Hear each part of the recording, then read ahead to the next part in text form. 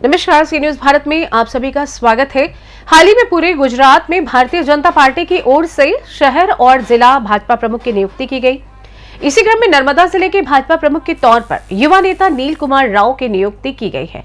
इस नियुक्ति पर कार्यकर्ताओं में खुशी का माहौल है और इसे लेकर नर्मदा जिले के देवलिया में एक भव्य सत्कार समारोह आयोजित किया गया। समारोह के दौरान एक शानदार रोड शो भी आयोजित किया गया, जिसमें हजारों भाजपा कार्यकर्ता शामिल हुए। रोड शो के दौरान पूरा विस्तार कार्यकर्ताओं के जोशपूर्ण घोषणाओं और जयकारों से गूंज उठा।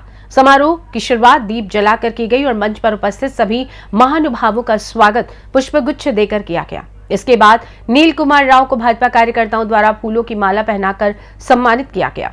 कार्यक्रम के अंत में नील कुमार राव ने शिक्षा के महत्व पर जोर दिया और सभी से आह्वान किया कि कोई भी बच्चा शिक्षा से वंचित न रहे।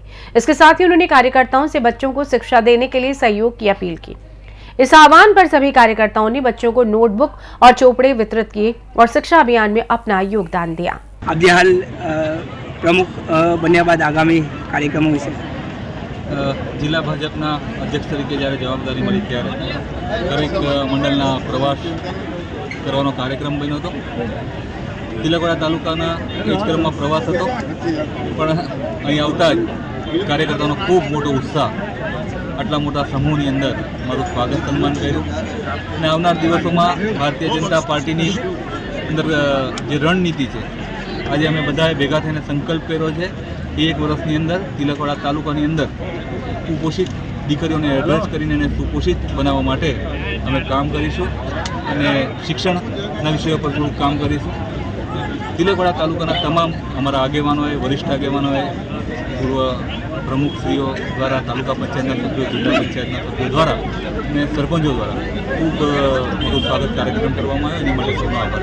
આપણે જે હાલ શિક્ષા દરેક બાળકને શિક્ષા પહોંચાડવાનો જે અભિયાન શરૂ કર્યું છે તેના વિશે સંદેશો ઘણી વખત એવું થતું હોય છે કે કોઈક આપણો દીકરો દીકરી આપણી આસપાસ હોય અને એને ભણવા માટેની ખૂબ ઈચ્છા હોય, પણ કાં તો એને માર્ગદર્શન ના મળતું હોય, કાં યોગ્ય પ્લેટફોર્મ ના મળતું હોય।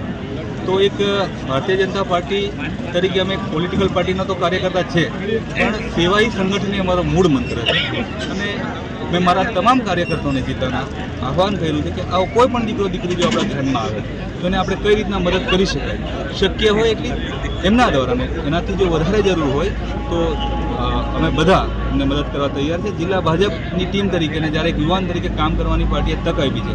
દેશના વડાપ્રધાન આદરણીય નરેન્દ્રભાઈ મોદી, ગૃહમંત્રી અમિતભાઈ શાહ, આપણા ગુજરાત રાજ્યના મુખ્યમંત્રી ભૂપેન્દ્રભાઈ પટેલ, પ્રદેશ અધ્યક્ષ સી આર પાટીલ સાહેબ, એ લોકોએ શિક્ષણ પર ખૂબ મોટો ભાર આપ્યો છે અને નર્મદા જિલ્લાનો જો સાચા અર્થમાં વિકાસ કરવો હોય તો જે યુવાનો છે એને રમતગમતનું ક્ષેત્ર હોય કે શિક્ષણનું ક્ષેત્ર હોય એને પ્લેટફોર્મ આપવાની જરૂર છે। બાકી સામર્થ્ય આ જિલ્લાના યુવાનોમાં અને વિદ્યાર્થીઓમાં ખૂબ છે, તો એને કઈ રીતના અમે આપી શકીએ એની માટેનો અમારો સતત પ્રયાસ રહેશે અને અમે એ કરવા માટે તત્પર પણ છીએ। नर्मदा से सी न्यूज संवाददाता वसीम मेमन की रिपोर्ट। समारोह के अंत में नील कुमार राव ने सभी का आभार व्यक्त किया और ये सुनिश्चित किया कि वे नर्मदा जिले के सभी बच्चों को शिक्षा के साथ एक उज्जवल भविष्य देने में पूरी तरीके से समर्पित हैं। फिलहाल के लिए इस खास रिपोर्ट में बस इतना ही। देश दुनिया की तमाम बड़ी खबरों को जानने के लिए जुड़े रहिए सी न्यूज भारत के साथ। हर खबर आपके साथ, आपके हाथ।